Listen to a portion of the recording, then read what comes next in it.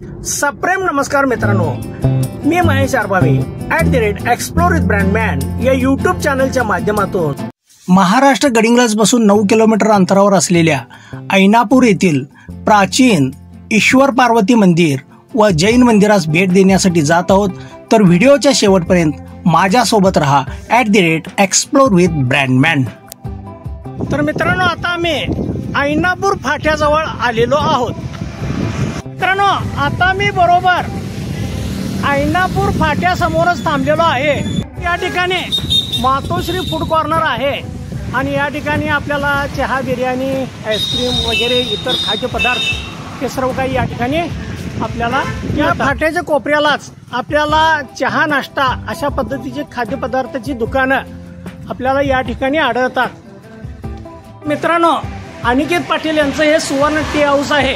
50 वर्षापासून आमचे इथं हॉटेल चालू आहे व आम्ही लोकांना सेवा देण्याचं काम करत आहोत। तर मित्रांनो, आता मी ऐनापूर या गावाकडे निघत आहे।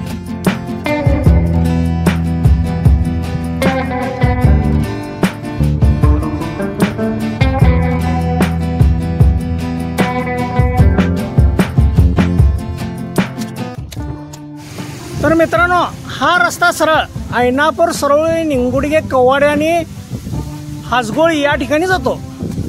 मित्रांनो, मी आता ऐनापूर या गावात आलेलो आहे आणि ऐनापूर फाट्यापासून या गावचं अंतर 2 किलोमीटर इतकं आहे।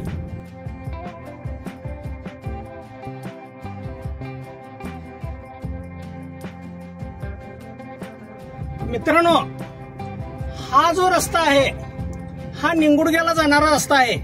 तर आपल्याला आता या ऐनापूर गावातील मंदिरांना भेट द्यायचं आहे। मित्रांनो, ऐनापूर येथील जिल्हा परिषदाची ही प्राथमिक शाळा विद्या मंदिर ऐनापूर ही ISO नामांकित असलेली कोल्हापूर जिल्ह्यातील पहिली शाळा आहे आणि या शाळेला जवळजवळ आज 100 वर्ष पूर्ण झालेली आहेत।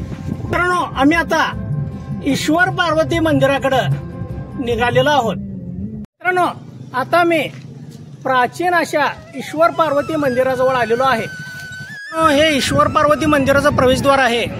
वरच्या बाजूला गणपती, ईश्वर पार्वती यांची मूर्ती आहे आणि बाजूला 2 हत्ती या ठिकाणी आपल्याला दिसून येतं आणि त्याचबरोबर हा भला मोठा प्रवेशद्वार आहे। मित्रांनो, मंदिराच्या दारात असलेलं ही चंद्रप्रभू भगवानांची ही मूर्ती आहे। मंदिराच्या दारातच आपल्याला विविध प्रकारच्या व्यायामाचं साहित्य या ठिकाणी उभारण्यात आलेलं आपल्याला दिसून येतं। आम्ही आता ईश्वर पार्वती मंदिरामध्ये प्रवेश करत आहोत। अशा पद्धतीनं या पायऱ्यांच्या टप्पे आहेत आणि त्याचबरोबर मंदिर परिसरात अशा पद्धतीनं हे स्टड बसवलेलं आहे, ते आपण पाहतात आणि त्याचबरोबर अतिशय सुशोभित आणि सुंदर असा परिसर आहे। मंदिराच्या दारात असलेलं हे तुलसी वृंदावन आहे। ईश्वर पार्वती मंदिराचा हे परिसर आहे। मंदिराच्या परिसरात अनेक नमुन्याचे वृक्ष आपल्याला दिसून येतात आणि त्याचबरोबर मंदिराच्या दारातच आपल्याला पिंपळाचं हे भलं मोठं पार आपल्याला दिसून येतं आणि याचं अतिशय चांगल्या पद्धतीनं संगोपन करण्यात आलेलं आहे आणि या ठिकाणी चांगल्या प्रकारे झाडांची निगा राखण्यात आलेली आहे। मंदिराच्या परिसरात असलेलं हे सांस्कृतिक भवन आहे आणि अतिशय सुंदररित्या हे बांधण्यात आलेलं आहे। अशा पद्धतीनं चिऱ्याच्या दगडात याचं बांधकाम करण्यात आलेलं आहे आणि समोर आपण पाहतात छत्रपती शिवाजी महाराज आणि तुकाराम महाराज यांची भेट असलेलं हे अतिशय सुंदर असं चित्र या ठिकाणी लावण्यात आलेलं आहे। त्याच्या दारात हे गणपतीचं मंदिर आहे, त्याचबरोबर समोरच्या बाजूला गुरुदत्तांचं मंदिर या ठिकाणी आहे। मंदिर परिसरात या ठिकाणी आपल्याला अनेक प्राचीन शिल्प आपल्याला दिसून येतात। या ठिकाणी गणपती, नाग, अनेक देवी देवतांची ही शिल्प या ठिकाणी आढळलेली आहेत आणि ही प्राचीन शिल्प या ठिकाणी चांगल्या पद्धतीनं जतन करून या ठिकाणी ठेवण्यात आलेली आहेत.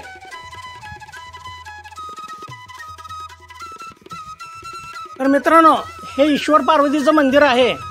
अतिशय सुंदर असं मंदिराचं बांधकाम, दगडी बांधकाम आपल्याला या ठिकाणी दिसून येतं.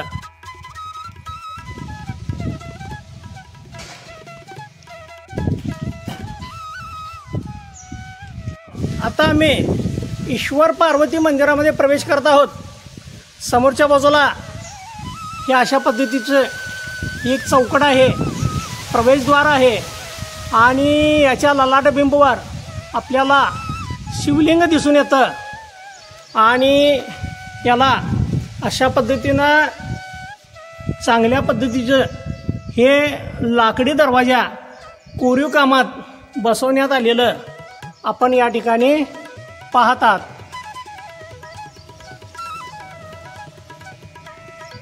नंतर आपल्याला या ठिकाणी एक कासवाची मूर्ती आपल्याला दिसून येते. हा मंदिराचा सभागृह आहे आणि मंदिराचं संपूर्ण बांधकाम हे दगडी बांधकाम आहे आणि अतिशय पुरातन असं हे मंदिर आहे. मंदिराचं सध्यामध्ये जीर्णोद्धार करण्यात आलेलं आहे आणि वरच्या बाजूचं अशा पद्धतीनं रूपकाम करण्यात आलेलं आहे. मंदिराच्या मध्यभागी सुंदर असा हा झुंबर लावण्यात आलेला आहे. 4 खांब आहेत. या 4 खांबापैकी 3 खांबाचं बांधकाम हे एकाच पद्धतीचं आहे. त्या खांबाचं जे बांधकाम आहे हे वेगळ्या पद्धतीचं आहे. हे या 4 खांबांचं वैशिष्ट्य आहे. सभागृहातून मुख्य गाभाऱ्याकडं आपण निघत आहोत. समोरच्या बाजूला ही नंदीची मूर्ती आहे आणि त्याचबरोबर ही सुंदर अशी चौकट इथं बसवण्यात आलेली आहे. असं हे प्रवेशद्वार आहे. मंदिराच्या गर्भगृहाच्या वरच्या बाजूला गणपती शिव पार्वती यांची प्रतिमा अतिशय सुंदररित्या पेंटिंग केलेलं हे लावण्यात आलेलं आहे.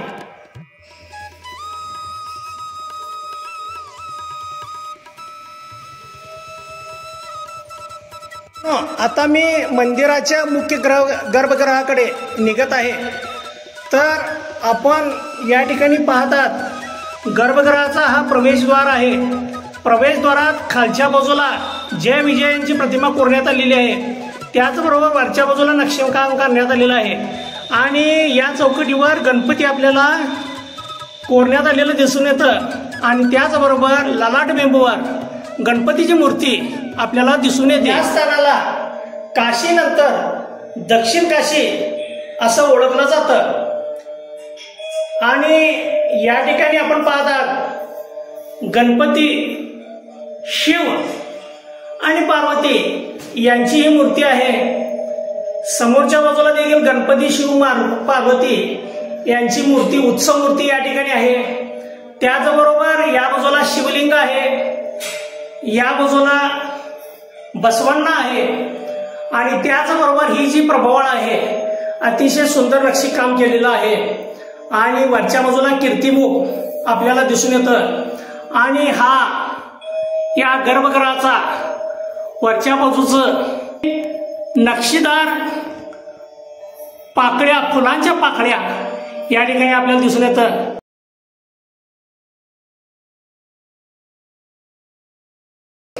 याचं हेमाडपंथी बांधकाम हे झालेलं आहे.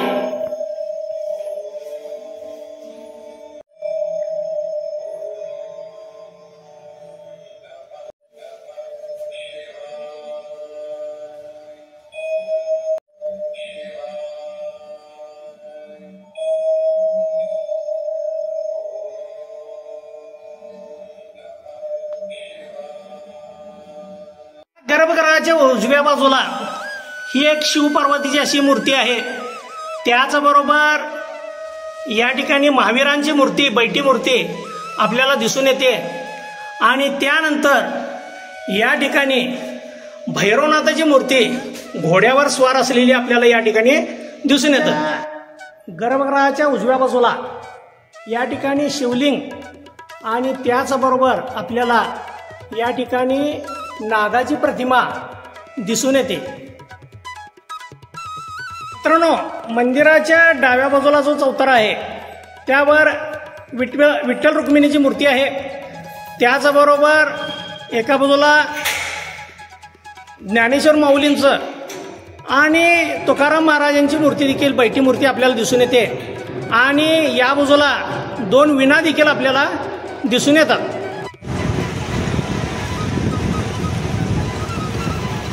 मित्रांनो, हा मंदिराचा शिखर आहे आणि मंदिराच्या मागच्या बाजूचं अशा पद्धतीचं हे बांधकाम आहे।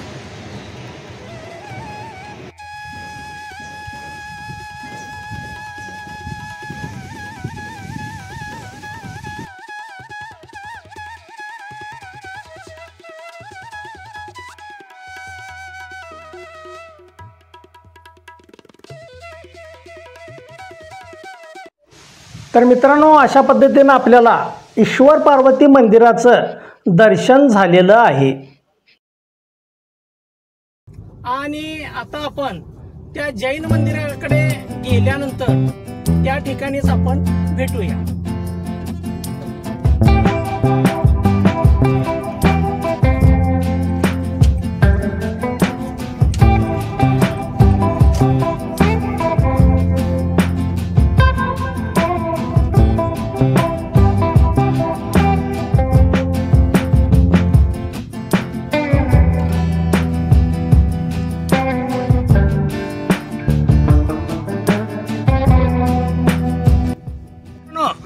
हे ऐनापूर येथील पार्श्वनाथ जैन मंदिर आहे। संपूर्ण दगडी बांधकाम असलेलं हे पुरातन मंदिर मंदिराच्या भोवती अशा पद्धतीनं कंपाऊंड करण्यात आलेलं आहे। मित्रांनो, हा मंदिराचा शिखर आहे आणि वरच्या बाजूला हा ध्वज आहे। आता मी या जैन मंदिरामध्ये प्रवेश करत आहे। या संपूर्ण मंदिराचं बांधकाम अशा पद्धतीचं आहे। वरच्या बाजूला कोरीव नक्षी काम दगडातच करण्यात आलेलं आहे आणि अशा पद्धतीचा हा चौथरा आहे आणि वरच्या बाजूला हे बांधकाम करण्यात आलेलं आहे। अतिशय सुंदर आणि मजबूत बांधकाम आपल्याला या ठिकाणी दिसून येतं।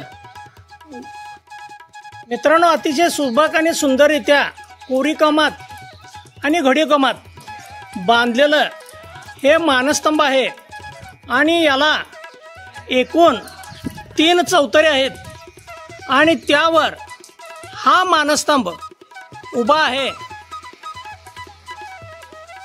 या बाजूला आपल्याला कमळाची आकृती वरच्या बाजूला दिसून येते आणि या जैन धर्मीयातले हे जे पवित्र चिन्ह आहेत ते या मानस्तंभावर कोरण्यात आलेले आपल्याला दिसून येतात।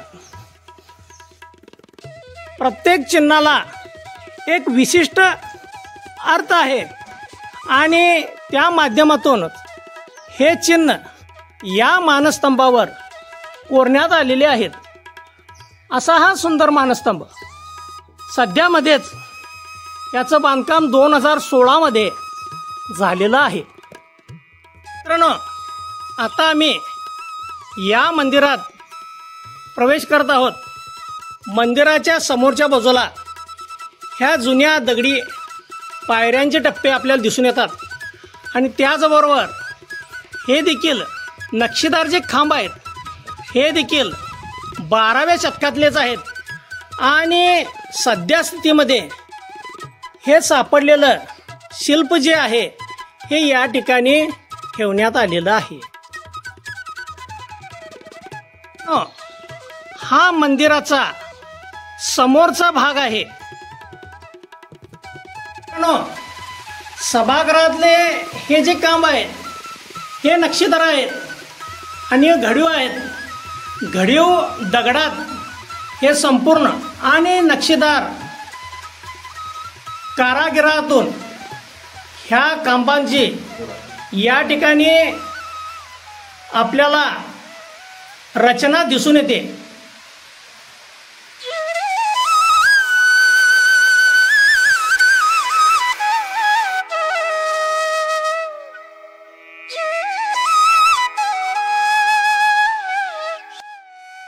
मंदिरातील खांबावरील ही जी नक्षी आपल्याला दिसून येते ही अतिशय पुरातन आहे आणि अशाच पद्धतीचं नक्षीदार कार्य आपल्याला प्रत्येक खांबावर दिसून येतं. मित्रांनो, या सभागृहाची ही मुख्य चौकट आहे आणि या चौकटीच्या ललाटबिंबूवर आपल्याला महावीरांची मूर्ती या ठिकाणी दिसून येते. आता मी मंदिराच्या मुख्य सभागृहात आलेलो आहे. वरच्या बाजूला ही एक घंटा आहे.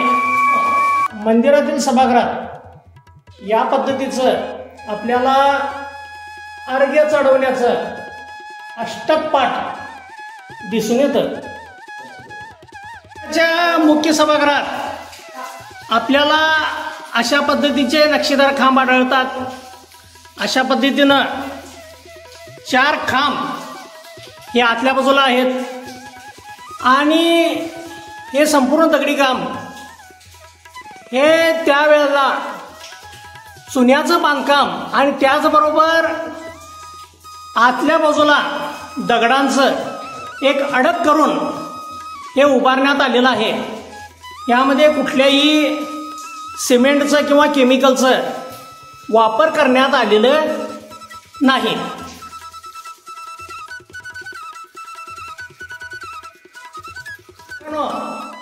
मंदिराच्या गर्भगृहाच्या उजव्या बाजूला पार्श्वनाथांची उभी मूर्ती आपल्याला दिसते आणि या मूर्तीच्या बाजूनं 24 तीर्थंकरांच्या प्रतिमा कोरण्यात आलेल्या आहेत.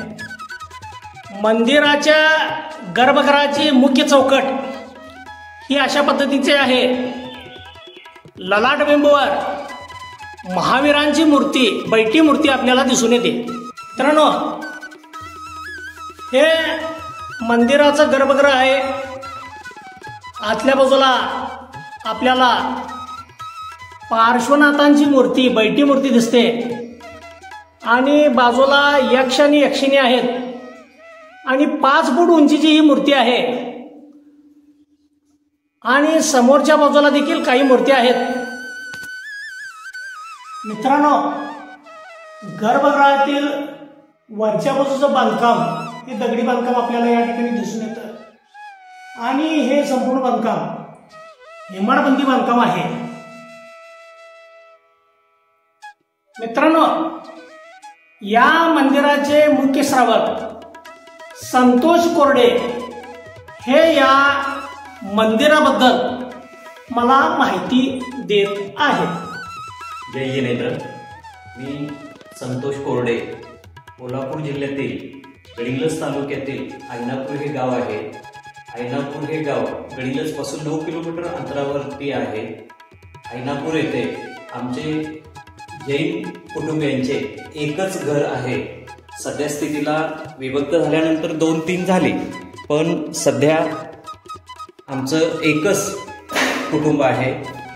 हे जैन मंदिर 12व्या शतकातील आहे. 1008 पार्श्वनाथ दिगंबर जैन मंदिर आहे. पार्श्वनाथ हे 24 तीर्थंकरांपैकी 23वे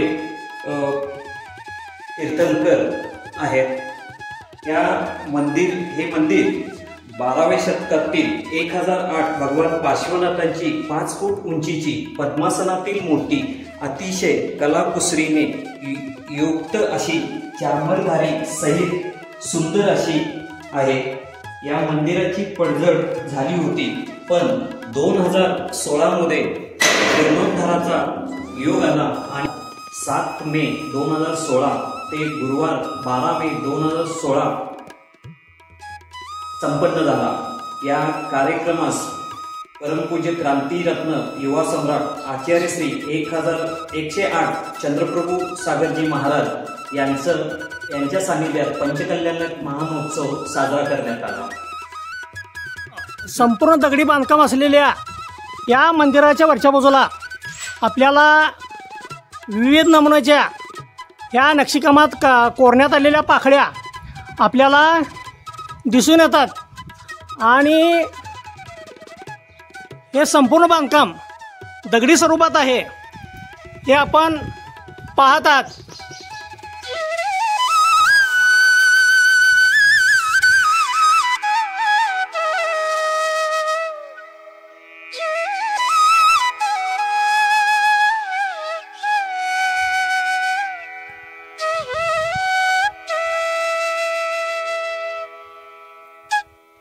हा मंदिराचा मागचा भाग आहे।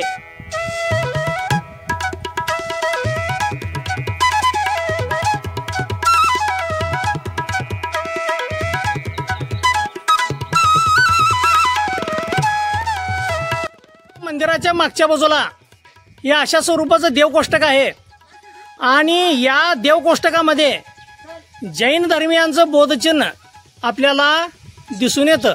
कोल्हापूर जिल्ह्यामध्ये गडिंग्लज तालुक्यामध्ये ऐनापूर हे गाव आहे। गडिंग्लजपासून 9 किलोमीटरवरती असलेलं हे ऐनापूर गाव। ह्या ऐनापूर गावचा इतिहास खूप मोठा आहे, कारण पूर्वी ह्या ठिकाणी हस्तिनापूर म्हणजे कदाचित हत्तींचा बाजार भरत होता, म्हणून हस्तिनापूर म्हणून हे गाव निर्मित झालं होतं।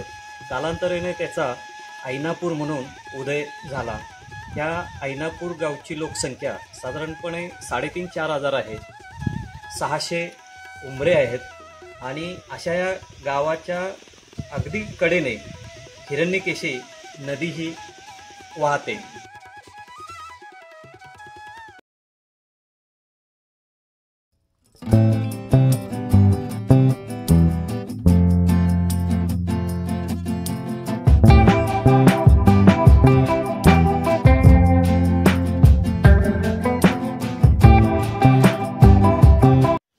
तर मित्रांनो, हा व्हिडिओ आपल्याला कसा वाटला नेहमीप्रमाणे कमेंट्स द्या, लाईक करा, शेअर करा, सबस्क्राईब करा यूट्यूब चॅनल @एक्सप्लोर विथ ब्रँडमॅन।